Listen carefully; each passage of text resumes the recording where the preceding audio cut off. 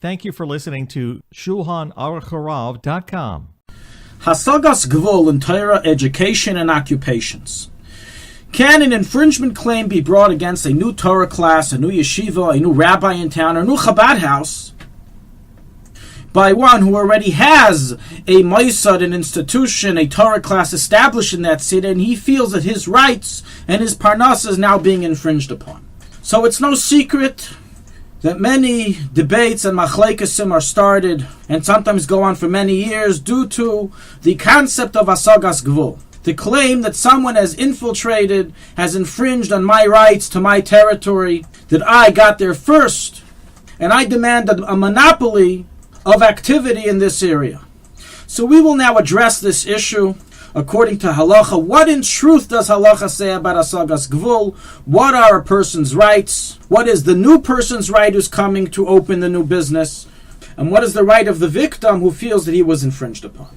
So as is well known, secular law in most modern countries today follows the economic system of capitalism, thus allowing unrestrained opening of businesses and competition, and in essence have destroyed the legal protection of a monopoly. There's no such thing in U.S. law or any law in most modern countries that you can take someone to court for opening up a pizza store next to your pizza store, and now you're making half the money they used to make. However, in Judaism, in Torah, the Torah recognizes certain restrictions upon the opening of a new business if it will infringe on the income of a current business. And thus certain monopoly rights are granted to business owners under mitigating circumstances as defined in halacha. And this concept is known as Hasagas Gvul. Such claims must be brought in front of a beis din or other arbitration, which will decide according to Torah if, in truth, Hasagas Gvul is taking place or not, as these matters are dependent on numerous factors such as how much money was the first business making, how much money will he now lose, is there enough people in this community to support both businesses, etc. So one thing's for certain, whenever you want to open up a business, and there's already a business of that type in your vicinity, you have to speak to that individual, and if he has a claim against you, you have to go to a Rav, to a beis din, to work out the issue if there's a concept here of Hasagas Gvul. Now what about spiritual matters, which was the start of our discussion? Opening up a new Torah class, a yeshiva, a new rabbi's in town, he wants to give shiurim, or you want to open a new Chabad house. Do the laws and restrictions of Hasagas Gvul also apply regarding these matters, that you must bring it to a beis din or to an agreed upon Rav for arbitration? Or is it unrestricted? You can do what you want in spiritual matters, and if someone doesn't like it, as they say, it's tough on him. So there's a lot of confusion on this issue for the following reason. We have a clear halacha in the Gemara in Bava Basra 21b, which is the sugya, the topic in the Talmud that discusses the entire idea of Hasagas Gvul, of infringement of businesses that we mentioned earlier, that requires arbitration to see if there's an infringement. There it states that everyone agrees that it is permitted to open a new Talmud Torah to teach children Torah, even if it will infringe on the current Talmud Torah that is in the city. And so is recorded the halacha l'maisa in the Rambam and in the Shulchanaruchharav, Yeridea, chapter 2, 45, halacha 22, that it is permitted for a malamed who teaches children Torah to open a school in an area that already contains a malamed who teaches Torah. And this applies even if his intended audience is students that are currently enrolled in the other class with the other teacher, and he wants those students to move to his shir, and will cause the first teacher to lose students. Nonetheless, it's mutter. And he may even open up his school right next door to the original malamed. So is the ruling of the Mechaber Shulchan without argument. So it seems from here that when it comes to spiritual matters, there's no restraint, and there's no such thing as Hasagas Gvul. The Ramah adds furthermore, this isn't only a matter for teaching children that's permitted, but a Torah scholar who moved to a new city may open a new Torah class for the public. Even if the city already contains an official community rabbi who gives shiurim and teaches Torah to the public, this does not remove the right of another Talmud Chacham from coming in that city and giving classes. And says the Ramah, this heter applies even if it will slightly infringe on the income of the original Rav. And even if the Rav of the community is much older and he's younger, it still is mutter. What's the reason behind the sudden change of mind that by spiritual matters it's mutter to open up in the vicinity a competitive shir or Talmud Torah? So the Rambam Mechaber write that this is because the pasuk says, Hashem chafetz man tzidkei yagdol Torah v'yadir. We want Torah to spread everywhere, so give everybody a chance who wants to spread Torah to be allowed to do so. The Gemara in Bava Basra explains that Ezra is the one that established this in order to create competition and better quality amongst all those that provide this service. As we know, when there's monopoly, there's ability to have low quality and still take heavy money from the consumers. When there's competition, it automatically regulates the service provider to shape up the quality of his product, and so too it is with Torah learning.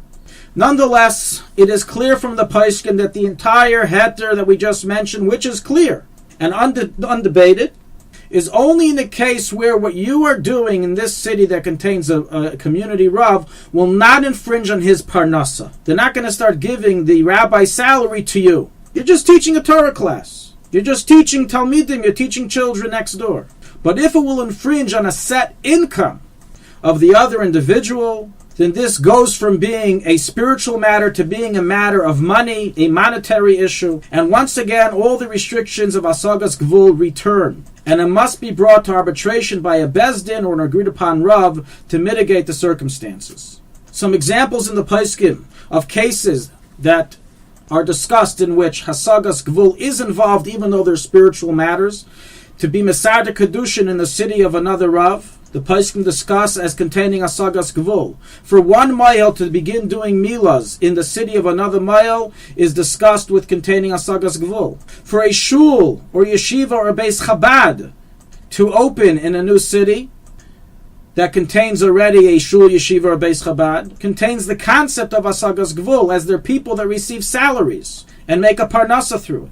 And you're infringing not just on their Torah spreading, but also on their parnasa. A Sfarim or Judaica store that wants to open in the same area as a currently established Sfarim or Judaica store contains Hasagas Gvul restrictions.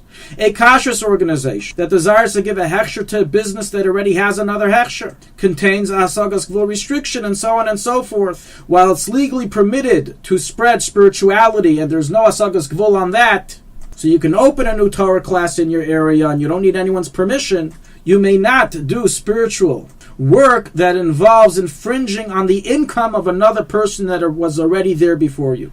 And the matter must be brought to a Bezdin or a Rav for arbitration. Emir Hashem, being careful about all these things before one opens up his new ma'aser or business, and going to the Bezdin before establishing the institution will save much headache from all sides and will bring shalim and not machlekes to the community.